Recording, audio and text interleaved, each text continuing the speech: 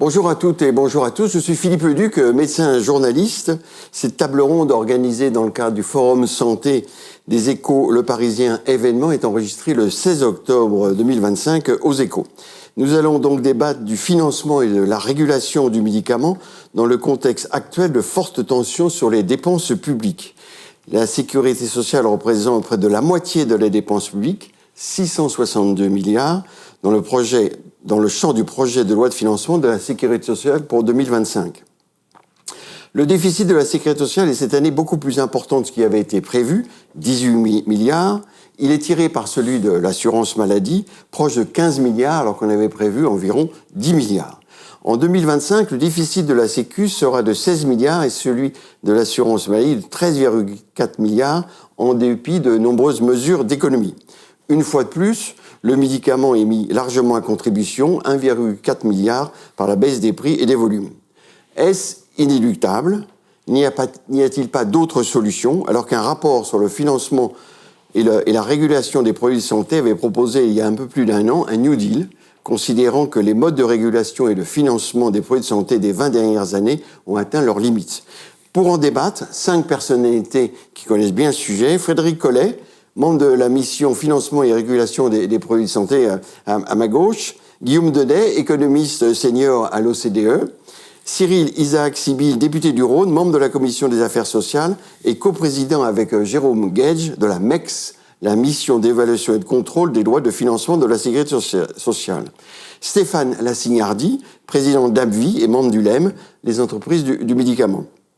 Et enfin, Pierre Pribile, directeur de la sécurité sociale au ministère de la Santé et de l'accès aux soins. Merci donc d'avoir accepté notre invitation. Je vous propose tout d'abord un rapide tour de table sur la contextualisation un peu et pour expliquer ce choc un peu sur le déficit de l'assurance maladie. Quel regard vous portez sur cette brutale et importante dégradation des comptes de l'assurance maladie ?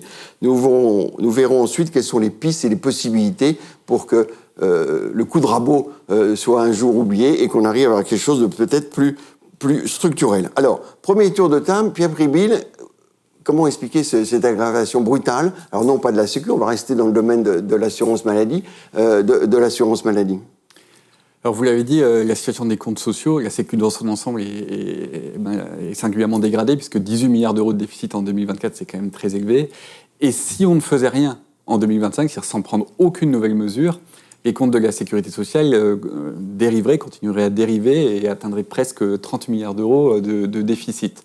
Ce dérapage que l'on constate, c'est pas tant un dérapage sur les dépenses, quand même les dépenses d'assurance maladie sont très dynamiques, mais pour des raisons épidémiologiques, des raisons démographiques, aussi liées au vieillissement de la population, ou des raisons très positives également, que sont le progrès médical et les nouvelles technologies qui ont un coût pour la collectivité. Mais c'est aussi le reflet de moindres recettes liées à une économie un peu moins florissante que ce qu'on escomptait au moment des votes des lois financières. Et ça, on l'avait mal prévu, ces recettes un peu insuffisantes. Ces moindres recettes sont directement liées à une croissance et s'agissant de la sécurité sociale, à une dynamique de la masse salariale moins florissante que ce qui était prévu. Donc face à cela, le projet de loi de financement de la sécurité sociale pour 2025 est un projet de loi de financement qui est court, mais lourd, puisqu'il propose près de 15 milliards d'euros d'efforts. Et si ces mesures sont votées, elles permettront de légèrement infléchir à la baisse, donc d'éviter un dérapage, mais de légèrement infléchir à la baisse le déficit de la sécurité sociale, qui s'élèverait alors à 16 milliards d'euros en 2025. Essentiellement porté effectivement par l'assurance maladie et dans une moindre mesure l'assurance vieillesse. Et en plus, les années suivantes, ça risque pas de s'améliorer énormément. En plus, il n'y a pas de raison que ça s'améliore spontanément, puisque les dépenses de l'assurance maladie liées aux besoins de santé des Français sont naturellement très dynamiques. Ça ne peut s'améliorer que par le fruit d'efforts qui permettent à la fois d'assurer le financement de la sécurité sociale, donc il faut que l'économie se porte bien, et le fruit aussi de mesures de freinage, c'est l'objet des mesures de régulation de l'ONDAM, l'objectif national de dépenses d'assurance maladie, pour faire en sorte que cette dynamique soit moindre que spontanée. La dynamique de l'objectif national de dépenses d'assurance maladie en 2025 est prévue à 2,8%. Ça suppose des mesures de freinage assez lourdes, puisque ça suppose 5 milliards d'euros de mesures d'économie. À l'issue de cela, on aura quand même mis plusieurs milliards d'euros de plus dans le système, 7 milliards d'euros et même 1 milliard d'euros supplémentaires en plus si on compte le dépassement de l'Ondam en 2024 que malheureusement nous allons devoir reconduire les années suivantes. Et alors, Cyril Sibylle, vous êtes député, vous allez voter. Est-ce que quel est votre regard sur le contexte actuel de déficit de l'assurance maladie? Alors, par rapport à ça, ce qu'il faut comprendre, si on parle que de l'assurance maladie, moi je suis élu depuis 7 ans. Il y a 6 ans, on votait un budget de l'assurance maladie à 200 milliards. Cette année, on s'apprête à voter un budget à 260 milliards. Donc en 6 ans, il y a eu 60 milliards en plus, il y a eu plus de 25% en plus. Donc la question, c'est pourquoi?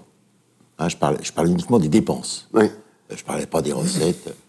Et en même temps, il faut savoir qu'on vote un objectif et pas une enveloppe. Dans le sens où vous comme moi, c'est quand même difficile d'apprécier, on l'a vu lors de la crise Covid, c'est quand même difficile d'apprécier les dépenses de santé. Si je vous pose, ramenez un budget, vous savez grosso modo l'année prochaine, vous pouvez savoir qu'il manquait votre budget alimentation, votre budget logement, votre budget loisirs, votre budget santé, vous ne le savez pas vraiment dans le sens où, là, au niveau de la santé, c'est pareil. On sait grosso modo des masses. On a effectivement des objectifs de dépenses, d'offres, mais on ne sait pas vraiment les besoins de la population. Moi, je pense effectivement qu'il y a quand même un sous-financement de l'assurance maladie, bien que, au niveau européen, même au niveau mondial, on est sûrement, avec les Japonais et les Américains, ceux qui consacrent le plus d'argent à la santé. Mais alors justement, vous, en tant que député, vous dites qu'il y a un sous-financement, ça coûte 260 milliards, et il y a un déficit chronique. Qui est en 2028, le déficit sera toujours là. Alors, quel type de recette il faut, à votre avis? D'abord, très rapidement, parce qu'on va parler des médicaments. Mais c'est intéressant de comprendre pourquoi. Comme il a été dit, il y a plusieurs bonnes nouvelles. Les bonnes nouvelles, c'est qu'on a une espérance de vie qui est plus longue. Et donc, c'est plutôt bien, dans le sens où l'assurance maladie a rempli son rôle. En bonne santé, ce qui est important. Deuxième chose, il y a une couverture santé.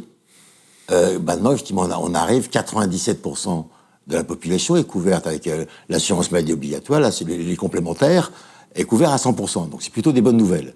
On a une troisième bonne nouvelle, c'est qu'effectivement maintenant les progrès font qu'on a des thérapies innovantes, extraordinaires. Moi je suis médecin, on guérit de maladies, il y a 10 ans on en mourait. Donc il y a des innovations thérapeutiques, par contre il y a des mauvaises nouvelles. Les mauvaises nouvelles c'est quoi? Et ça effectivement c'est là-dessus que je travaille, c'est que malheureusement tous les ans, il y a 4% de plus de maladies chroniques, et de maladies chroniques évitables. Et c'est celle-là qui coûte cher.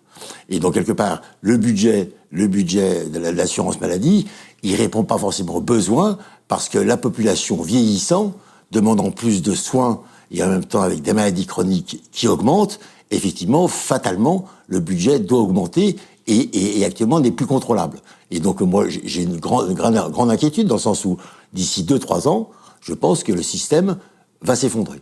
Voilà, non mais c'est ça, c'est l'assurance maladie qui était un peu en péril si le déficit continue. Et par rapport à ça, vous avez une grande inquiétude, mais comment vous répondez? Alors, vous travaillez beaucoup sur la prévention. Voilà, moi je crois que... En 2 mots, parce qu'après on va... Une des réponses à la prévention, il y a des maladies évitables qu'on peut éviter. Oui, oui. Il y a tout ce qui est dépistage. Plus on dépiste tôt, moins ça coûte cher. Et puis en même temps, on peut agir sur les comportements en santé. On sait que votre santé, vous savez, votre santé, grosso modo, c'est 80% ne dépendent pas des soins. C'est la manière dont vous mangez, dont vous faites de l'activité physique, de vous respirer. Donc, et c'est là-dessus qu'on peut jouer. Donc, je crois beaucoup en la prévention. Et par rapport aux soins, ce qu'il faut, effectivement, c'est réguler les soins. Et puis, sans doute, faire des arbitrages, dans le sens où, je dis, dans quelques années, l'assurance maladie ne pourra pas tout payer. D'accord. Alors, Stéphane Lassignerdi, vous êtes le patron d'AVI, un laboratoire de l'industrie pharmaceutique. Quel est votre regard par rapport aux médicaments, mais globalement aussi? Déjà, je vais m'attacher aux médicaments, mais comme l'a dit Cyril Sibylle, il y a eu une progression qui a été très forte de l'Ondam ces dernières années. Pas pour le médicament. Le médicament a été ces dernières années plutôt la variable d'ajustement. Oui, parce qu'on croit toujours que le coût du médicament augmente, mais sur les 10 dernières années, il a très peu augmenté, je crois. Oui, en fait. En remboursé, en tout cas, non ? On moins de 10% du total de l'Ondam, oui. Donc de cette dépense. Donc, on essaye de montrer que le médicament peut aussi être une solution et pas simplement un coût, et qui peut permettre aussi d'avoir des impacts positifs qui vont permettre d'avoir des économies sur le système de soins. Juste pour revenir sur ce projet de PLFSS qui a été présenté, on a des contributions de l'industrie qui sont très significatives dans ce budget, puisqu'on a un mécanisme qui s'appelle la clause de sauvegarde, où on va en payer 1,6 milliard en tant qu'industrie, ce qui est un niveau le plus élevé, mais même s'il est le même que l'année dernière, en l'occurrence.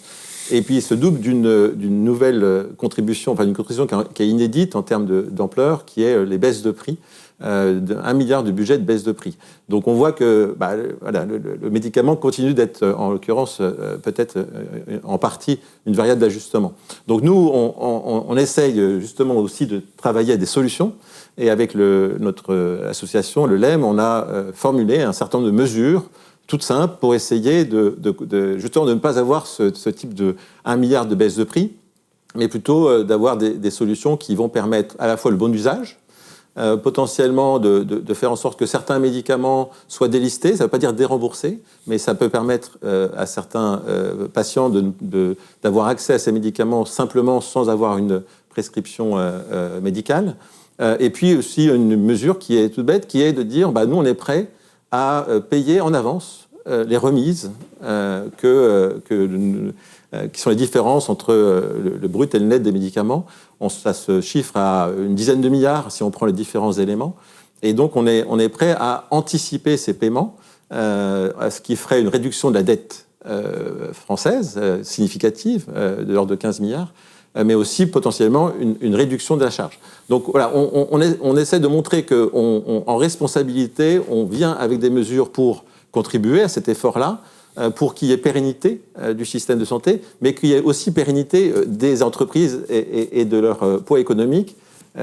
Cyril Isaac-Sibyl mentionnait aussi l'importance des acteurs économiques et comment on peut contribuer à travers nos recettes aussi à l'équilibre des comptes. Eh bien, il faut qu'on puisse continuer à investir, il faut qu'on puisse continuer à faire arriver nos solutions thérapeutiques. On va en reparler de tout ça, les mesures que vous avez proposées. Guillaume Denet, à l'OCDE, alors rapidement pour continuer le tour de table sur les considérations un peu générales, mais de difficultés des assurances maladie, est-ce que la France est un exemple de tout seul avec un déficit important, ou est-ce qu'on retrouve un peu cette même problématique dans les pays de l'OCDE ? Non, évidemment non. Aucun pays n'est complètement isolé dans cette situation et dans cette difficulté. La contrainte fiscale, elle pèse sur tous les pays de l'OCDE et la santé coûte de plus en plus cher pour tout le monde, dans tous les pays. Nos projections aujourd'hui, c'est que, on sait qu'on a à peu près dans l'ensemble des pays de l'OCDE 9% de la richesse nationale du PIB qui est dédiée à la santé, dans l'ensemble. Avec des nuances évidemment entre les pays. Et en France ? En France, on est plutôt à 12. Ouais. Mais là, c'est une moyenne. Ce qui est intéressant, c'est la projection qu'on fait. Pour nous, si rien ne change, et si on reste sur ce que la DSS vous appelez le tendanciel, on arrive à 2050 à quelque chose comme de l'ordre de 12%. Donc c'est en gros 3% de plus dans l'ensemble des pays de l'OCDE. Donc ça crée vraiment des tensions dans l'ensemble des pays, parce qu'évidemment, les pays payent déjà énormément pour leur santé, dédient énormément de leur richesse dans la santé. Donc la question, c'est comment on fait pour joindre ça et financer ça. Et nous, on essaye justement d'accompagner, de discuter avec les pays des moyens d'arriver à ça. Et évidemment, la question, c'est aujourd'hui d'augmenter les dépenses. C'est assez difficilement envisageable compte tenu des contraintes fiscales, budgétaires, des problèmes de dette, etc., etc.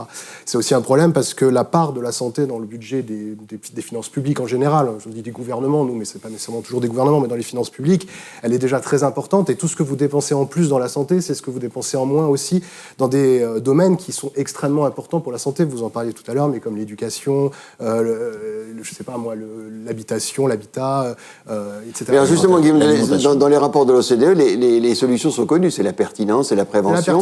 Et personne n'arrive à le faire. Non, c'est travailler vraiment sur la performance et sur l'efficience de votre système. C'est-à-dire qu'en gros, aujourd'hui, on sait qu'on a à peu près un quart des dépenses de santé qui sont au mieux inutiles, donc potentiellement problématiques, ou voire dangereuses. La troisième cause de mortalité aujourd'hui aux États-Unis, c'est les accidents liés aux soins, pour faire simple, pour résumer. Mais donc ça veut dire qu'il y a vraiment énormément de choses, il y a beaucoup de choses à gagner, ce qu'on appelle des low-hanging fruits, des choses qui peuvent nous permettre justement d'accompagner cette évolution tout en préservant du mieux qu'il peut les finances publiques. Alors, Frédéric Gollet, vous êtes membre de la mission, je l'ai dit, financement et régulation des produits de santé. Vous allez nous dire un petit peu votre point de vue sur la situation générale, et puis on va tout de suite enclencher cette mission qui avait été appréciée, bien accueillie il y a un an, à peu près, au mois d'août dernier, au mois d'août de 2023, est-ce qu'elle est toujours valable? Ces conclusions sont toujours là? Est-ce qu'il y a eu des progrès?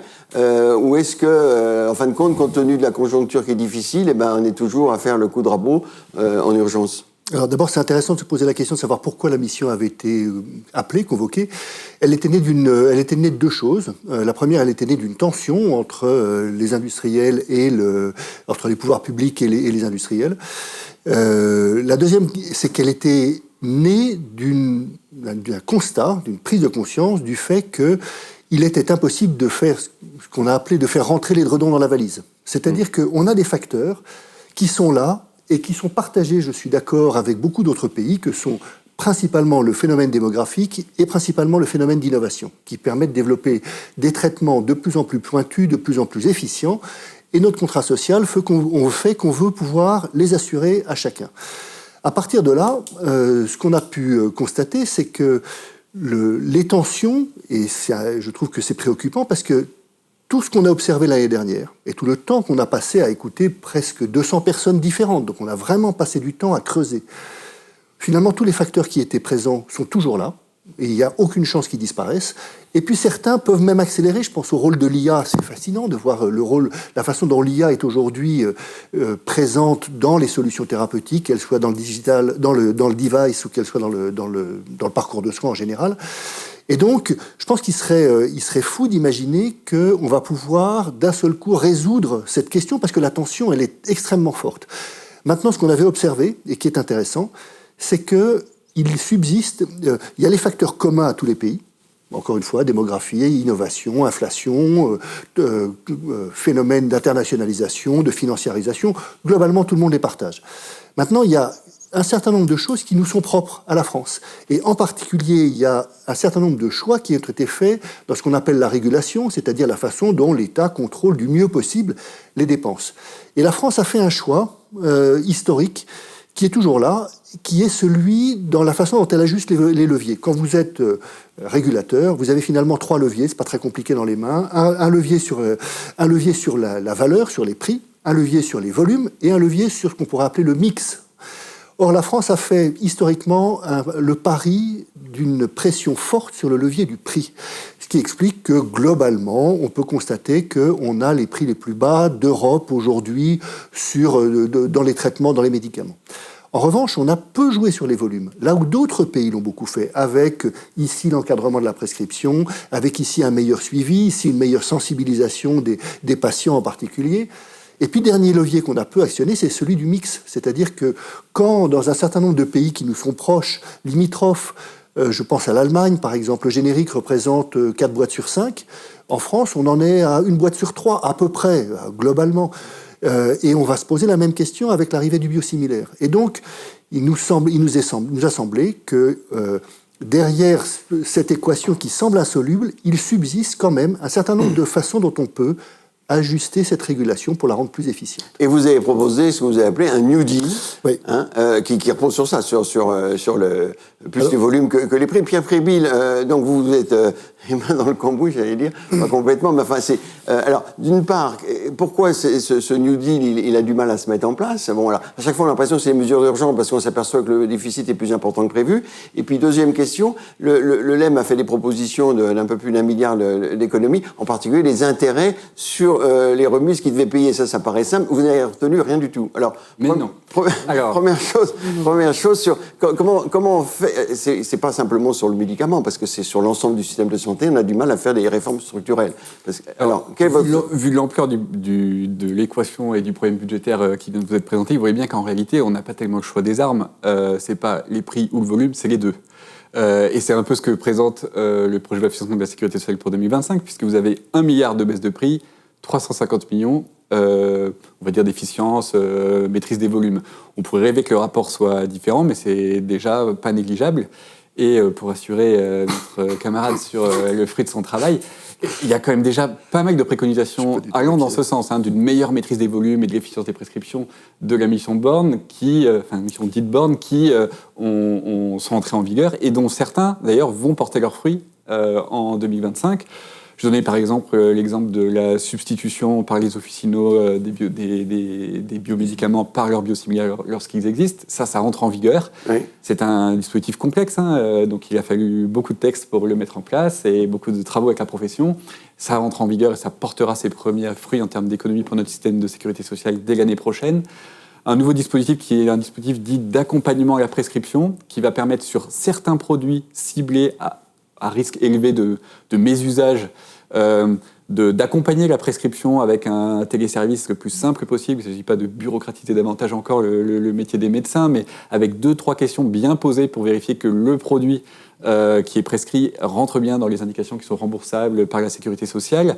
Donc ce dispositif-là, à lui tout seul, va apporter l'année prochaine plusieurs dizaines de millions d'euros d'économies à notre système en travaillant la pertinence et donc quelque part l'efficience de notre système. Donc ces dispositifs sont complexes, ils sont parfois longs à mettre en place, mais c'est une voie sur laquelle nous sommes résolument engagés. Mais ça prend du temps. Ça prend du temps, mais c'est pas une raison pour ne pas le faire. Bien sûr, non, mais il y a quand même 1 milliard de baisse de prix, ça c'est un peu le coup de rabot, c'est un peu une solution de facilité, non ? Je suis pas d'accord avec ça. 1 milliard de baisse de prix, c'est pas un coup de rabot. Et je pense que nos concitoyens devraient plutôt être au contraire assez contents que leur sécurité sociale réinterroge régulièrement le prix auquel, quelque part, elle achète les médicaments dont bénéficient nos concitoyens. Les médicaments ont évidemment une énorme valeur ajoutée pour les soins, pour la santé de nos concitoyens. Sinon, on ne consentirait pas 30 milliards d'euros de dépenses publiques pour ce poste de dépenses chaque année. Pour autant, on doit s'assurer en permanence qu'on l'achète au meilleur prix. On le doit parce que ce sont nos concitoyens qui payent leur sécurité sociale. On le doit à l'efficience. Pour moi, la baisse des prix, c'est aussi une mesure d'efficience que de s'assurer qu'on a le meilleur rapport qualité-prix dans l'achat des produits qui sont... Et alors, sur ma deuxième question, les entreprises du médicament ont fait des propositions, 1 milliard d'économies. On ne les retrouve pas dans le PLF. Peut-être qu'ils les ont fait trop tard. L'histoire des intérêts sur les remises, éviter de payer des intérêts. On travaille avec le LEM sur ces propositions qui nous intéressent. On a quelques débats sur leur chiffrage. Pour l'instant, on ne les a pas préemptés. Mais je vais vous donner un exemple. Par exemple, la proposition qui consiste à délister un certain nombre de produits, c'est-à-dire ne plus les soumettre à prescription médicale obligatoire. C'est-à-dire qu'on peut aller chez son pharmacien demander un médavant qui est remboursé et ne pas être remboursé si on n'a pas de prescription. Voilà, et sans passer forcément par la case de la prescription et donc aller chez son médecin. Avant d'être un sujet économique, c'est un sujet de santé publique. Et le LEM a fait un grand nombre de propositions de produits en se basant également sur des exemples étrangers, donc c'est pas non plus des propositions qui tombent du ciel. Est-ce que ces produits-là, est-ce que c'est un risque que, quelque part, d'avoir un libre accès à ces produits sans prescription médicale ? Donc ça, c'est une question. Mais ça existe déjà. Il y a déjà des produits dans cette situation, qui sont dans cette situation-là, mais c'est d'abord et avant tout une question de sécurité sanitaire et de santé publique. Une fois que les autorités sanitaires auront, le cas échéant, dit qu'un certain nombre de ces produits pourraient être délistés, écoutez, pourquoi pas ? Et effectivement, ça générera peut-être moins de dépenses pour la sécurité sociale. Et spontanément d'ailleurs, l'industrie pharmaceutique, quelque part, en retirera le bénéfice, puisque ça fera mécaniquement baisser le rendement de la fameuse clause de sauvegarde. Donc on est tout à fait prêt à entrer dans ce genre de mécanisme. Et les intérêts, intérêts sur les remises, sur les sommes engagées. C'est une autre question. Oui. Effectivement. Mais on se dit c'est bête de ne pas le faire parce que c'est. Pourquoi il y a des remises ? Peut-être d'abord rappeler ça. Les prix des médicaments ne sont pas fixés unilatéralement par l'État ni par la sécurité sociale. C'est le fruit d'une négociation. Et dans ces négociations, il y a non seulement un tarif, mais parfois des clauses qui permettent à l'assurance maladie de bénéficier de remises par l'industriel. Aujourd'hui, ces remises, elles atteignent des montants assez considérables. L'ordre de grandeur, c'est une dizaine de milliards d'euros. On inclut également le rendement de la clause de sauvegarde, qui est considéré comme une forme de remise. Et ces remises, elles sont appelées en général 1 an plus tard, voire plus, pour des raisons qui tiennent à leur mode de calcul, qui est parfois complexe, parce que dans la négociation, les clauses de remise sont parfois assez subtiles, mais c'est l'intérêt des négociations. Et donc effectivement, ce que propose l'industrie pharmaceutique, c'est quelque part de payer des avances sur ces remises, de façon à ce qu'il y ait quelque part un gain en trésorerie pour la sécurité sociale. C'est une proposition très intéressante, en tout cas qui nous intéresse, oui. D'accord. Oui. Alors moi, je suis très heureux de voir cette ouverture parce que je suis un fervent partisan de la co-construction. Je pense que c'est pas au moment du PLFSS qu'on co-construit, ça va être dans toute l'année qu'on va co-construire.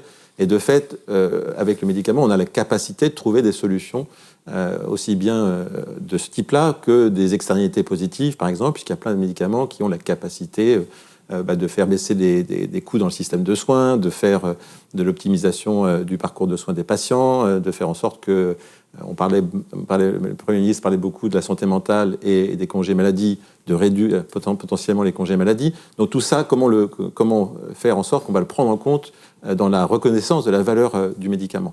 Mais j'aimerais revenir sur les baisses de prix, parce que Lionel Collet l'a très bien dit, on a les prix parmi les plus bas d'Europe en France, par rapport aux autres grands pays européens. En tout cas, c'est très très frappant.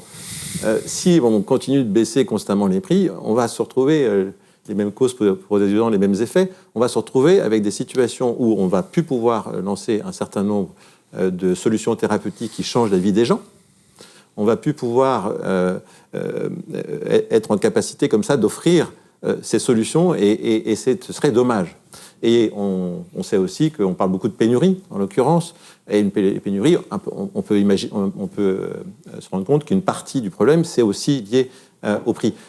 Je pense que si on continue justement à ne pas trouver d'autres solutions que les baisses de prix, on va se retrouver dans un système qui va, de fait, aller dans une très mauvaise direction, et on va plus être dans un système de pérennité des standards de soins en France. Et aujourd'hui, moi, je suis très sensible au principe d'égalité, principe fondateur de notre République. Ça me dérange quand on me dit que des patients en France n'ont pas accès à des médicaments qui sont partout en Europe. C'est dommage, et je souhaite trouver des solutions pour que on ait enfin des patients qui aient les solutions thérapeutiques qui changent leur vie. Mais sur quelques années en arrière, est-ce que l'effet sur les prix est toujours aussi important, ou comme disait Pierre Prévu, il a tendance à baisser un petit peu et puis on agit plus sur les prescriptions, les volumes, ou pas ? Il était de 850 millions prévu en 2024, là c'est 1 milliard qui est prévu. Donc nous, ce qu'on dit, c'est... Donc ça baisse pas, Pierre Prévu. Avant de trouver ce milliard, est-ce qu'on ne peut pas trouver d'autres solutions, faire baisser ce montant, peut-être revenir à 800, 700 millions, avec les solutions que nous avons préconisées. Si on estime que le bon usage, par exemple, peut contribuer à ça, faisons en sorte qu'il ne soit pas, qu'il soit en déduction de cette enveloppe de baisse de prix. De la même manière pour le délistage, si c'est une solution qui peut porter des fruits, faisons en sorte aussi que ça soit en déduction de la baisse de prix. Peut-être sur le montant des baisses de prix, la cible de 1 milliard d'euros, c'était celle qui a été mise en œuvre en 2019. Le même montant. Avant le Covid, comme on dit. Avant le Covid. Donc on n'est pas dans un ordre de grandeur qui est jamais vu, inacceptable par une industrie, d'autant qu'entre-temps, le chiffre d'affaires net des remises de médicaments remboursables réalisés par l'industrie pharmaceutique en France a augmenté de 20%. Donc finalement, même rapporté au chiffre d'affaires de l'industrie, c'est même plutôt un effort moindre. Je crois que c'était assez stable, moi. Juste un point. En 2019, la clause de sauvegarde était à combien ? À 0. 300. Voilà. 0. Oui, donc là, c'est pas 1 milliard de baisse de prix, c'est 1 milliard de baisse de prix plus 1,6 milliard de sauvegarde. Absolument pas. Le 1,6 milliard, lui, il était déjà présent l'année dernière. Cette année, le gouvernement a fait le choix... Par rapport à 2019. Oui, mais justement, cette année, le gouvernement a fait le choix de ne pas accroître le rendement de la clause de sauvegarde, donc il n'y a pas d'effort supplémentaire. On va en parler, la clause de sauvegarde. Alors, Cyril Isaac-Sibyl, vous êtes médecin, vous êtes parlementaire. On voit bien qu'agir sur les volumes, sur les prescriptions, c'est compliqué. Parce que les médecins en France prescrivent beaucoup d'antibiotiques, prescrivent beaucoup de médicaments. Les patients, ils veulent leurs médicaments. Est-ce que vous pensez qu'on peut vraiment agir, et par quels moyens sur les volumes ? Qui est un peu la solution. Merci pour ces exemples que je les trouve passionnants. Pour moi, il y a 3 types de médicaments. Il y a le médicament quotidien, ou régulier, vous comme moi, et on va prendre des exemples. Le Doliprane. Le Doliprane. Par exemple. C'est la première chose qu'on prend de temps en temps et de manière et que tous nos concitoyens prennent. Après, il y a un deuxième médicament qui est effectivement tout ce qui est pathologie chronique. Il faut savoir que les gens qui ont une pathologie chronique sont amenés à prendre des médicaments pratiquement toute leur vie. Donc effectivement, ça aussi, c'est un deuxième type de médicament. Et après, le troisième type de thérapeutique, c'est les thérapeutiques innovantes, pour guérir, qui peuvent être de guérir, mais qui peuvent un traitement peut représenter plusieurs dizaines de milliers d'euros. Donc effectivement, il faut bien comprendre qu'on parle du médicament, ça va de quelques euros à plusieurs dizaines de milliers d'euros. Il y a ceux qu'on prend de manière épisodique, puis ceux qu'on prend de manière continuelle. Et donc, quelque part, il faut comprendre un petit peu l'ensemble de ces médicaments. Il y a les médicaments qui sont innovants, ceux dont on vient de parler. Il y a ceux qui sont dits matures, dans le sens, effectivement, ceux-là, effectivement, ils existent depuis... ils sont amortis, on peut dire, au niveau de la recherche. C'est ça, beaucoup d'antibiotiques, beaucoup de traitements qui sont amortis. Et puis après, il y a les médicaments du quotidien. pour lequel, effectivement, il y a aussi ce qu'on appelle les génériques. Et comme il était dit, effectivement, les génériques, quelque part, ils sont pas en France, ils sont pas suffisamment utilisés. Et je pense qu'il faut jouer un petit peu sur toute cette palette et bien comprendre les problématiques de ces différents types de médicaments. La responsabilité, la responsabilité, pour moi, elle est partagée. Mais on peut agir sur quoi? Sur le médecin, il a la liberté de prescription. Elle est partagée d'abord par les industriels, dans le sens où il ne faut pas rêver. Quand on dit qu'on a deux particularités, on a le prix le plus bas. Donc qu'est-ce qu'il faut les industriels? Quelque part, ils se récupèrent sur les volumes. Et c'est normal. Et c'est un espèce de cercle vicieux. Donc quelque part, je pense qu'il faut aller, mais c'est là où on essaie de tous d'y aller. Ça soit aussi bien le ministère que les industriels, de faire en sorte que les médicaments soient mieux rémunérés pour éviter effectivement le problème de pénurie, le problème que en France, malheureusement, on était plus souverain il y a quelques années. La France produisait des médicaments et maintenant elle en produit de moins en moins. On fait de moins en moins de recherches pour tout ce qui est thérapeutique innovante. On produit moins en moins de médicaments. Et pour moi, en tant que parlementaire, ça m'interpelle. Donc quelque part, il faut mieux rémunérer le médicament, mais en même temps, il faut qu'on deal pour effectivement qu'il y ait moins de boîtes qui soient vendues. Et comment on fait pour dealer pour qu'il y ait moins de boîtes? Parce que c'est une course de vitesse, en quelque part. Tout le monde est responsable. Bien évidemment, je pense effectivement les industriels, bien évidemment les médecins, et bien évidemment les patients. Et bien évidemment aussi nous, dans le sens où effectivement par rapport au générique, on n'est pas assez insistant, on n'a pas suffisamment de contraintes. Je pense qu'il faut mieux réguler, il faut mieux contraindre, il vaut mieux. Vous savez, donc la Haute Autorité de Santé fait des recommandations au niveau du médicament. Et ben ces recommandations, il n'y a aucune contrainte pour les médecins de suivre ces recommandations. Et je pense qu'on pourrait aussi améliorer de ce côté-là. Donc, je pense qu'il faut agir sur les trois lieux. Et puis aussi au niveau des patients. Les patients, effectivement, quelque part, effectivement, qui consomment moins, qui consomment mieux. Après, il y a la question de savoir s'il faut délivrer par boîte ou par pilule. Ça, c'est encore un autre débat, mais qu'on le fasse mieux. Et donc, je pense que chacun a sa responsabilité. Il faut jouer sur. Et le fait que comme vous dites, les recommandations de la Haute Autorité de Santé sont souvent pas très bien suivies par les médecins. Est-ce que vous seriez prêt à faire un amendement pour un peu contraindre les médecins, qu'il y ait un système de surveillance, avec les données de santé? Maintenant, on peut avoir des visions plus claires. Est-ce que c'est la contrainte? Est-ce que c'est le fait qu'il y ait une meilleure explication? Qu'il y ait une meilleure information. Je pense, moi, je crois plus à la pédagogie, à l'enseignement qu'à la contrainte. Et je pense que chacun pourrait être gagnant, mais avec un deal. Et vous faites des deals lors de la convention pour qu'il y ait moins de prescriptions. Il y a un deal qui est fait, mais collectivement avec les médecins, pour qu'ils prescrivent moins et qu'ils soient mieux rémunérés. C'est ce qui a eu lieu dans la dernière convention. Donc, il faut vraiment jouer. Le seul problème, c'est que l'innovation va beaucoup plus vite que les réformes. Et c'est là où on va se faire dépasser. Et donc c'est pour ça qu'il est urgent d'attendre. Dernière chose, effectivement, le LEM a fait une proposition intéressante concernant le recouvrement à la source des remises. Alors ça, c'est un peu aussi le rôle du parlementaire. À l'occasion du PLFSS, je proposerai un amendement qui sera peut-être pas forcément bien écrit, mais qui permettra de discuter de ça déjà en amont. Et si effectivement le ministère peut aussi avancer à l'occasion des discussions du PLFSS, ça sera tant mieux. Mais je pense que malheureusement, l'innovation va très vite, le monde change très vite, et nos institutions passaient. Et alors Stéphane Lassignaire, on voit bien que les innovations sont très innovantes. Aujourd'hui, il y a vraiment des progrès formidables. Mais est-ce que parfois, c'est pas un peu cher? En tout cas, moi, la discussion sur le bon usage, en soi, ça, c'est une vraie bonne discussion. On est très en soutenance d'avoir un meilleur usage du médicament. Je pense qu'on parlait du coût, du risque potentiel pour les patients, des fois, dans le parcours de soins. Lorsque vous avez des patients âgés qui prennent 6, 7, 8 médicaments, il y a un problème. Les risques d'interaction médicamenteuse, par exemple, sont très significatifs. Donc, avoir cette réflexion-là et créer les conditions pour que les patients n'aient pas de risque, justement, à prendre des médicaments, mais au contraire qu'ils en aient les bénéfices principaux, ça, c'est très important. Et les entreprises de médicaments font une campagne grand public, justement, pour réduire le nombre de médicaments. Est-ce que vous avez déjà des résultats de cette campagne? on espère qu'ils seront bons, mais c'est encore préliminaire, bien évidemment. Et en tout cas, on espère potentiellement 300 millions de baisse de volume, en l'occurrence grâce à cette campagne et aux outils qui accompagnent cette campagne. Donc ça, c'est une bonne chose. Encore une fois, le médicament, c'est un produit qui est excessivement régulé. Donc son prix est régulé. Donc encore une fois, les prix français sont parmi les plus bas d'Europe. Donc si certains pays sont en capacité d'avoir des rémunérations et une reconnaissance de la valeur des médicaments bien supérieure, c'est peut-être qu'il se pose d'autres questions. Alors moi, je vais mettre 2-3 choses sur la table.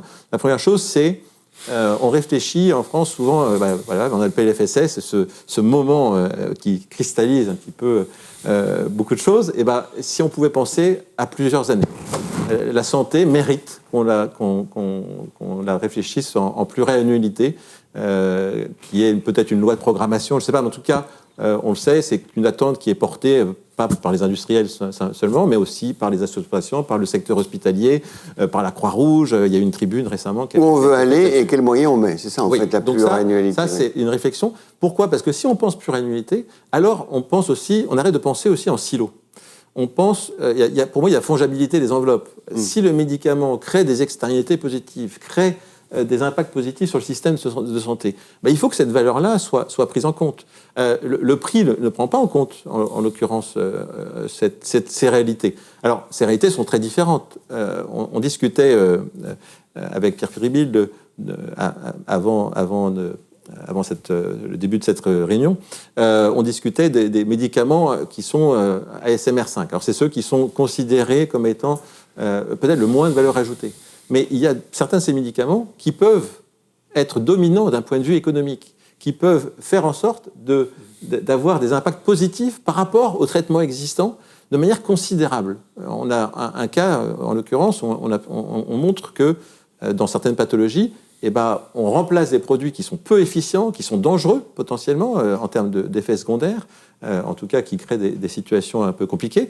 Donc, il n'y a pas de tabou. Il faut essayer de trouver des solutions, pluriannualité, externalité positive et co-création. D'accord. Alors, Guillaume Denet, sur la pluriannualité, on a l'impression que c'est un peu le mantra, c'est avec la pluriannualité, on va résoudre plein de problèmes. Est-ce qu'il y a cette logique de pluriannualité dans les autres pays de l'OCDE ? Est-ce que c'est une solution qui est retenue ? Oui, enfin, en tout cas, tout le monde se pose la question. Évidemment, il n'y a pas de... En plus, on ne vit pas en isolation. Nous pensons tous au même sujet, aux mêmes enjeux. Donc, la pluriannualité, c'est une question que beaucoup de pays se posent. Nous, on a étudié ça. On a essayé de savoir dans quel pays on avait cette forme on va dire, de prospective dans la gestion du budget de la santé.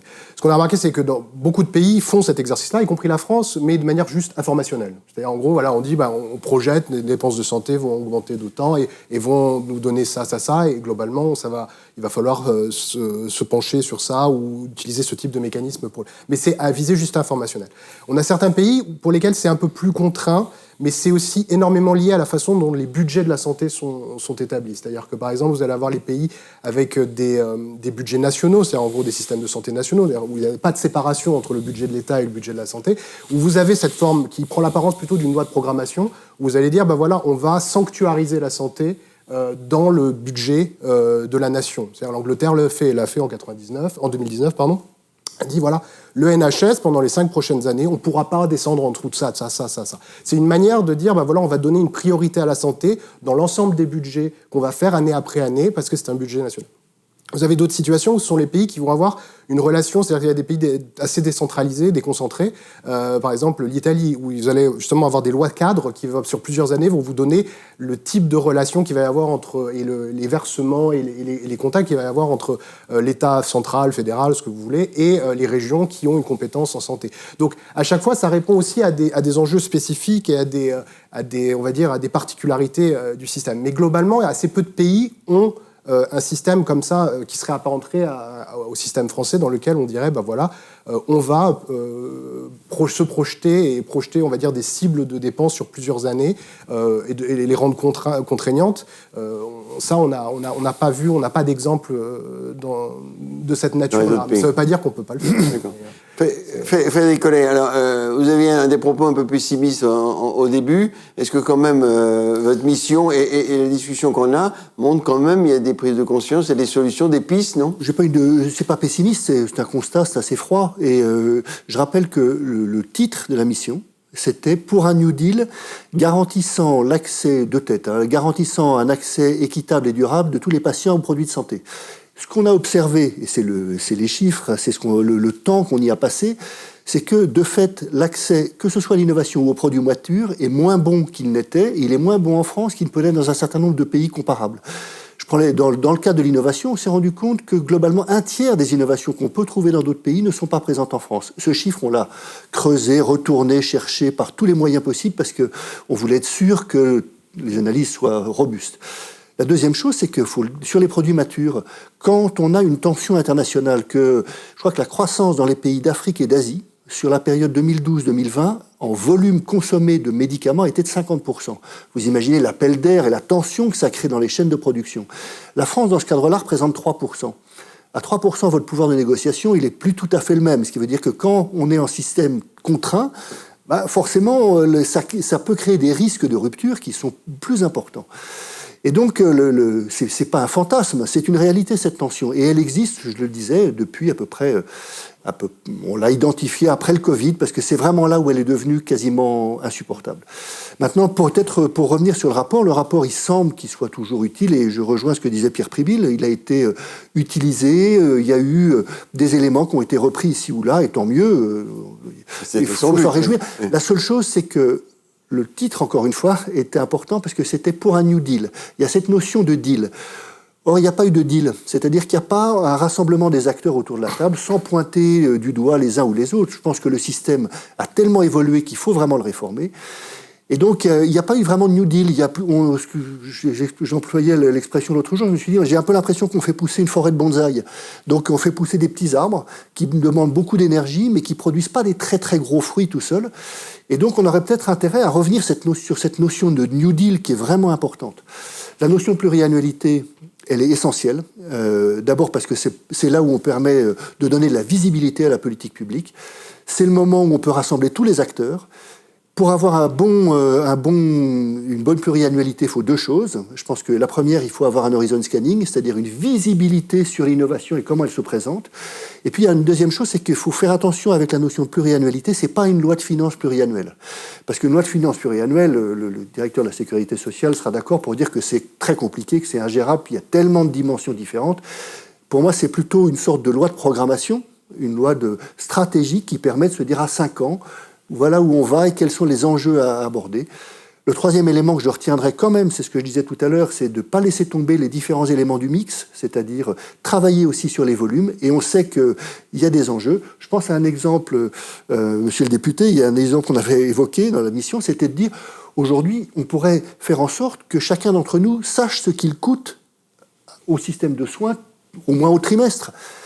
C'est-à-dire, on m'a dit, oui, mais attendez, quand on fait ça, de toute façon, chacun a son compte Amélie. Vous passez beaucoup de temps sur vos comptes Amélie, vous? Énormément, moi, oui. Ça a déjà été fait, ça. Hein. Oui, mais c'est pas poussé aujourd'hui. Non, mais ça a été fait, ça a été arrêté pour une bonne raison. Et pour une raison, c'est que c'est culpabilisant. Non, et puis les familles recevaient les factures, enfin, des comptes après le décès des proches. Alors, du coup, on a trouvé que c'était pas très... À l'ère de l'IA, on est peut-être capable de faire des trucs. Mais ce que je veux dire, c'est qu'on y a pensé. Ouais, je pense que c'est juste un système qui permet de sensibiliser les gens, alors sans les culpabiliser, mais à ces éléments-là. Rien qu'il existe avoir une vignette sur les boîtes de médicaments. Actuellement, vous achetez une boîte de médicaments, vous ne savez même pas combien ça coûte. Mais non, bien sûr. C'est fini. Alors, il y a un sujet qu'on a abordé très rapidement. Et puis, il y a un dernier sujet, excusez-moi, un dernier sujet, parce que ça faisait partie d'un des chapitres de la mission, qui était ce qu'on appelle la gouvernance. C'est-à-dire, aujourd'hui, en fait, c'est très, très compliqué, parce que vous avez une partie du problème qui est à Bercy, une partie du problème qui est à Ségur, une partie du problème qui est à la recherche. Et c'est très compliqué. Alors, il y a peut-être une bonne nouvelle, c'est qu'il y a maintenant un ministre de la coordination interministérielle, donc peut-être qu'il pourrait se préoccuper de ce sujet-là. Et il nous semble que la gouvernance qui consistait à mettre, le terme n'est pas bon, mais disons un pilote dans l'avion. Et alors on a cherché des pilotes, on s'est dit, est-ce qu'il faut en créer un? Moi je pense qu'il y a beaucoup de pilotes dans l'action publique, donc c'est pas la peine d'en rajouter un. En revanche, on en avait un qui nous semblait intéressant parce qu'il est aux confins des enjeux économiques, des enjeux sanitaires, pourquoi pas des enjeux d'attractivité, c'est le CEPS. Et en se disant, le CEPS, c'est le comité économique des produits de santé, qui est donc là pour fixer le prix des médicaments. Fixe les prix des médicaments. Mais il a également une responsabilité économique, puis avec des gens qui ont ces compétences-là. Et qui ont en plus une vision pluriannuelle, parce que la doctrine du CEPS, c'est quand même de s'assurer de plus en plus que ce qui paye produit des effets. Et pas simplement, il n'y a pas un payeur aveugle. Et donc il nous semblait que c'était quand même une bonne idée de travailler autour de cette gouvernance avec un pilote qui pourrait avoir cette vision transverse des enjeux à la fois sanitaires, mais également des enjeux économiques, parce que les enjeux économiques, c'est eux qui assurent la souveraineté, l'autonomie et en toutes circonstances. Alors Pierre Prébiel, vous êtes d'accord pour vous décharger de vos missions sur le comité économique du médicament? Il se trouve que nous sommes membres du comité économique des produits de santé, donc nous n'échapperons pas de quoi qu'il arrive à ce travail. Alors, non, il y a un sujet qu'on a effleuré, c'est la clause de sauvegarde, la fameuse clause de sauvegarde. Vous disiez, Pierre Prébiel, je crois, une fois, c'était un filet de sécurité, si jamais ça dépassait trop un certain niveau. Maintenant, c'est une nouvelle taxe. Alors, est-ce que c'est un bon système? Il était prévu que ça baisse régulièrement, et puis en fin de compte, on est au même niveau, 1,6 milliard. C'est quoi cette logique de clause de sauvegarde? Est-ce qu'il faut la conserver? Est-ce qu'il faut la réduire? Alors, à la base, c'est oui, effectivement un bon système, en tout cas protecteur des comptes sociaux, sauf qu'il a été quelque peu dévoyé ces derniers temps. Au départ, la clause de sauvegarde, c'est effectivement un mécanisme de taxation, mais qui ne se déclenche que si l'évolution des dépenses de produits de santé, de médicaments en l'occurrence, globalement, était bien au-delà de ce qui était initialement prévu, une fois pris en compte à la fois l'évolution et l'arrivée des nouveaux produits, mais aussi les mesures d'économie décidées par le Parlement. Là, ce qui s'est passé, peut-être parce qu'on a fait un peu moins de baisse de prix d'ailleurs pendant quelques années, c'est qu'elle s'est déclenchée et à des niveaux extrêmement élevés, si bien que elle génère 1,6 milliard d'euros de remise chaque année en fait maintenant, puisque c'est 1,6 milliard d'euros, c'est à peu près le montant 2023. En 2024, il est escompté le même montant, et là, ce qui est proposé, c'est de continuer à stabiliser ce montant.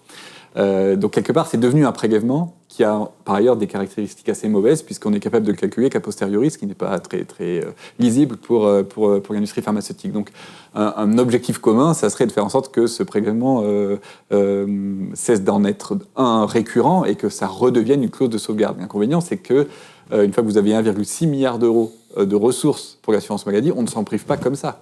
Et donc, il y a plusieurs trajectoires possibles, et évidemment, on y travaille avec l'industrie pharmaceutique pour faire refluer ce rendement sans priver l'assurance maladie de 1,6 milliard d'euros de ressources. Alors, vu ce que je vous ai dit tout à l'heure, vous pensez bien qu'on ne peut pas totalement s'en passer. Et le gouvernement a dit qu'ils allaient simplifier le calcul de la clause de sauvegarde. Est-ce que ça va changer quelque chose? D'ailleurs, c'est un des sujets qui fait suite à la mission Borne, comme quoi vous voyez, il y a quand même pas mal de sujets qui ont avancé, puisque aujourd'hui, il se trouve que la clause de sauvegarde pour son calcul, est tributaire de déclaration des laboratoires pharmaceutiques, ce qui fait d'ailleurs que on attend que le dernier laboratoire déclare pour pouvoir calculer le montant dû par le premier, ce qui là aussi n'est pas très positif. Là, on va passer dans un mode de calcul assis non pas sur une déclaration de chiffre d'affaires, mais sur le montant remboursable que nous connaissons, nous, parfaitement, puisque c'est simplement le volume et la clé de taux de remboursement appliqué à ces produits. Donc on va éviter une démarche déclarative au laboratoire, ça fait partie des éléments de simplification. Et alors, Stéphane Lassighardi, plus la clause de sauvegarde est élevée, c'est-à-dire si vous avez plus, votre chiffre d'affaires est élevé, en fin de compte, alors? Alors, moi, je voudrais juste revenir encore sur cette baisse de prix, parce que c'est quelque chose qui est important pour moi. Il y a une douzaine d'années, le budget du médicament en France était le même que l'Allemagne, de l'ordre de 25 milliards. L'Allemagne est à plus de 40. Maintenant, et nous, on est resté sur les mêmes bases. Donc, en fait, ce qui s'est passé, c'est que depuis 12 ans, on a eu une décorrélation entre les besoins et la réalité du financement. Donc, pour moi, il y a cette réalité-là. Donc, la clause de sauvegarde, pour moi, elle est la conséquence d'avoir sous-budgété, en fait, le besoin en médicaments. Donc ça, c'est la première réalité. Donc il faut déjà retrouver et comprendre ce qui est nécessaire. Il faut dire quels sont les besoins et en face de ça, quel est le financement dont on a besoin pour nos patients en France. Donc ça, c'est une réalité. La clause de sauvegarde, c'est un mécanisme qui est en soi intéressant, mais qui doit se déclencher de manière très épisodique. Pierre Pribil mentionnait le passage assez complexe, assez technique, remboursable, remboursé. C'est quelque chose, c'est une potentielle simplification. C'est quelque chose qui est potentiellement intéressant, mais ce qu'on observe, nous, c'est que on ne sait jamais comment ça va se mettre en œuvre. Donc on a posé beaucoup de questions parce qu'on essaie de comprendre la mise en œuvre de ça. On n'est pas opposé à la mise en œuvre de ce système-là si on a un mode de calcul qui est compris, qui est expliqué et qui est connu de tous et qui fait en sorte que entre le mode de remboursement qui était le précédent et celui-ci, qu'il n'y ait pas d'effet de bord pour les entreprises et qu'il n'y ait pas d'impact négatif et grosso modo qu'on ait des montants similaires entre l'ancien système et le nouveau système. Si ça permet d'aller plus vite et donc aussi de réduire la dette et d'avoir des paiements plus rapides, c'est aussi un aspect positif. Mais il faut vraiment que le mode de calcul soit compris et n'ait pas d'effet de bord pour les différentes entreprises. Oui, pour l'instant, c'est pas encore très clair. J'ai l'impression la simplification annoncée par le gouvernement. On travaille ensemble et pour ne rien vous cacher, on est même en train de procéder à des simulations qu'on tiendra à disposition de chaque laboratoire. Donc ça devrait participer d'une meilleure. Alors, on arrive au terme de cette table ronde. On va faire un tour de table de conclusion. Manifestement, il y a des pistes, il y a des difficultés aussi, puis il y a un déficit tellement important de l'assurance maladie. En un mot, chacun, quelles sont les pistes, les solutions sur lesquelles il faudrait appuyer, qu'il faudrait développer? Alors, Frédéric Collet, on commence par vous, puis enfin, on tourne. Bon courage. Non, sur la piste, moi je pense que ce qu'on avait constaté au début de nos travaux, c'est qu'il y avait vraiment une absence de dialogue qui était sérieuse, réelle, ancrée. Que tous les gens, on a rencontré que des gens de bonne volonté. On n'a pas rencontré des gens qui étaient là pour bloquer le système. Ça n'arrive jamais, ça. Mais je pense que cette absence de dialogue et cette absence de reconnaissance mutuelle est tout à fait délétère. Et je pense que, j'insiste et je reviendrai à cet esprit du New Deal. Ça ne veut pas dire qu'on ne puisse pas prendre des mesures séparément.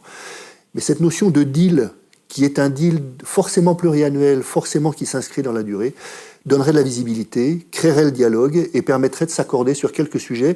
Et je ne suis pas sûr du tout que soit le CSIS, qui est le Conseil stratégique des industries de santé, qui est une sorte de contrat qui a lieu tous les 3 ans, 2 ans, ou l'accord cadre, qui est cet accord entre le gouvernement et les industriels, soit le bon outil et la bonne réponse à ça. Je pense que c'est très insuffisant.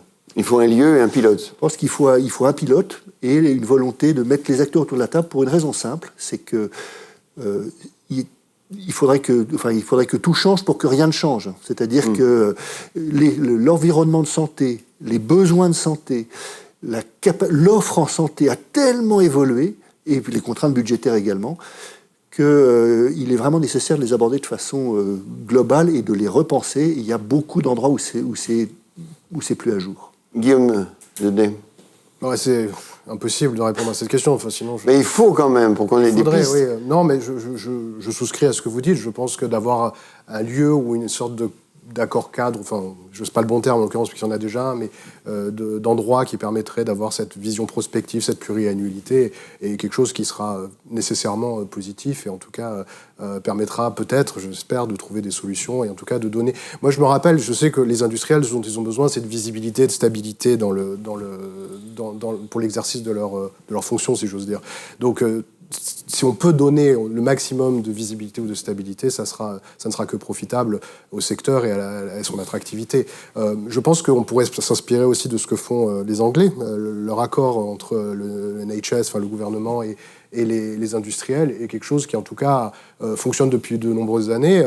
On peut toujours trouver on peut toujours en critiquer certains aspects, mais en tout cas, peut-être qu'on pourrait s'inspirer de ce qu'ils font, qui est une sorte, justement, d'exercice de prospective en disant, voilà, on va vous garantir que sur un certain nombre d'années, il va se passer ci, ça, et comme ça, il n'y a pas de choses qui sont découvertes tous les ans à l'occasion des diverses négociations ou PLFSS, etc. Donc, peut-être, en tout cas, qu'un cadre, un lieu comme ça, tel que fait aussi en Australie, je sais qu'ils font ça, c'est peut-être...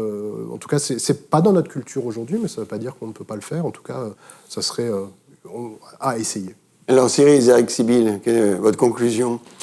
Alors d'abord, on a beaucoup d'outils. Là, on parle effectivement de loi d'orientation. Il y a un outil qui existe et qu'on n'utilise pas suffisamment, c'est la stratégie nationale de santé. Qui est passée tous les 10 ans maintenant. Oui, c'est un document qui existe. Oui. sur lequel donc le ministère travaille, et je pense que tous les ans, alors la loi de programmation, pourquoi pas, la loi de financement pluriannuelle, faut pas rêver, moi je suis assez simple. Il y a un outil et je parle devant vous, il y a un outil qui s'appelle la stratégie nationale de santé, on l'attend, le document final, et je pense que chaque année, le ministre de la Santé devrait présenter en amont de l'examen du PLFSS la stratégie nationale de santé réactualisée, ce qui permettrait de donner une vision à l'ensemble des acteurs, médicaments, hôpitaux, à tout le monde. Et l'outil, on l'a, maintenant faut-il l'actualiser, il faut-il effectivement que le ministère s'en saisisse, le présente, qu'on a un débat au Parlement là-dessus. Pour le moment, on n'a jamais de débat. Il faut bien que nos concitoyens comprennent. Au Parlement, on n'a jamais de débat sur la santé, sauf à l'occasion du PLFSS, où il y a un monde, on doit tous réagir en 8 jours, une fois qu'on en a connaissance. Donc ça, c'est la première chose. Deuxième chose, il y a quand même des points positifs qu'on n'a pas évoqués, c'est l'accès précoce.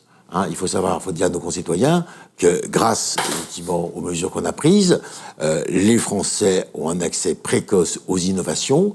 Ça sert, c'est bien évidemment efficace pour nos concitoyens malades, c'est efficace pour l'industrie pharmaceutique, et donc c'est un modèle qui est assez exemplaire en France. Il faut le dire, je crois, qui marche bien en France, il faut le dire. Par contre, moi, je suis inquiet. Comme vous le dites, effectivement, nos concitoyens, un tiers des innovations ne sont pas accessibles à nos concitoyens, et moi, je crains les innovations thérapeutiques, elles ont tellement vite, et coûtant très cher, alors je ne sais pas si le prix est justifié, mais coûtent très cher. Moi, je crains que dans les années à venir, on a une grande chance en France, c'est que tout le monde a accès, où qu'il soit, quel que soit son statut, à toutes les thérapeutiques. Si jamais on ne fait rien, vu qu'il n'y a pas de modèle économique pour ces innovations thérapeutiques, et que je ne pense pas que l'assurance maladie puisse financer, et ça va aller très vite, ça sort tous les jours. Moi, je crains, et c'est pour ça que je dis, pour moi, c'est un cri d'alarme, c'est que si on ne réfléchit pas rapidement, d'ici 2-3 ans, en France, il y aura une médecine à deux vitesses. Il y a ceux qui pourront se payer les thérapeutiques innovantes, et malheureusement ceux pour qui la sécurité sociale sera incapable de financer une thérapeutique innovante. Et c'est pour ça qu'il faut tous qu'on se ressaisisse assez rapidement. D'accord. Stéphane Lassignaardi, alors. Moi, j'ai un message très positif. Je pense que oui, on peut construire ensemble des solutions. Mais il ne faut pas le faire, en effet, sous la pression d'une temporalité annuelle. Il faut le faire constamment. Il faut réfléchir ensemble avec tous les acteurs pour remettre les choses à plat, parce que, en effet, il y a plein de possibilités, il y a plein d'évolutions technologiques qui le permettent. Vous avez, Frédéric Collet mentionné l'intelligence artificielle. Il y a des médicaments, les médicaments, les solutions thérapeutiques qui changent la vie des gens, elles ne coûtent pas forcément cher. On a, par exemple, l'exemple de l'hépatite C. On a guéri une pathologie avec des médicaments qui... Alors on disait, ils sont chers. Mais non, en final, il y a eu 1 milliard d'économies nettes du coût des thérapies en France grâce à l'arrivée de ces solutions. Donc on a économisé, on n'a pas... donc il y a eu un retour sur investissement, même d'une certaine manière, de cette action thérapeutique. Donc on peut trouver des solutions ensemble. On peut, à travers l'horizon scanning, c'est-à-dire la réflexion, comprendre ce qui va arriver dans les prochaines années, les nouvelles solutions thérapeutiques, mais aussi les médicaments qui vont perdre leur exclusivité, qu'on a une compréhension complète et qu'on se pose ensemble les bonnes questions. Et puis, s'il y a des fois des ruptures technologiques ou des ruptures qui apportent des bénéfices considérables, il faut trouver aussi des mécanismes pour les financer de manière particulière. En Italie, par exemple, ils ont un fonds pour l'innovation spécifique pour permettre justement de faire des tests avec certains types de pathologies. Donc, on peut trouver des solutions, mais pour ça, il faut se mettre tout le temps autour de la table, discuter en dialogue. Puis c'est bien, on vous donne la parole. Il n'y a plus qu'à organiser tout ça. Oui, c'est ça, il n'y a plus qu'à, comme toujours. Parce qu'on a quand même effectivement un système de sécurité sociale qui est incroyablement puissant dans notre pays. Je crois qu'on est tous attachés à le préserver. Il permet à des patients aujourd'hui d'accéder à des thérapies auxquelles on ne pourrait pas accéder sinon, et à des innovations absolument formidables qui sauvent des vies, mais qui ont parfois un coût incroyablement élevé à l'échelle humaine. Certains traitements aujourd'hui coûtent plusieurs centaines de milliers d'euros par patient. D'ailleurs, parfois les gens ne le savent même pas. On a même des coûts de traitement qui excèdent le million d'euros en ce moment sur certaines pathologies. Donc heureusement, il ne faut pas que ça devienne la règle, sinon effectivement ce serait assez rapidement insoutenable. Mais ce système, il fonctionne et il apporte à nos concitoyens un niveau de soins qui est un des meilleurs au monde. Donc Par contre, il est fragile, ce système. Il est fragile parce qu'il faut en assurer en permanence la soutenabilité. On a, je crois, tous à peu près 15 fois prononcé le mot déficience autour de la table pendant cette table ronde, et c'est normal parce que c'est une quête un peu permanente. C'est la seule manière, en quelque sorte, de faire en sorte que ce système ne diverge pas et qu'on puisse le maintenir. Toute la question que vous avez pour nous, c'est comment, partant d'un consensus sur la recherche d'efficience, sortir de l'incantation pour identifier des vrais leviers et des vraies actions qui permettent de l'atteindre, cette efficience, en tout cas de générer des gains d'efficience chaque année.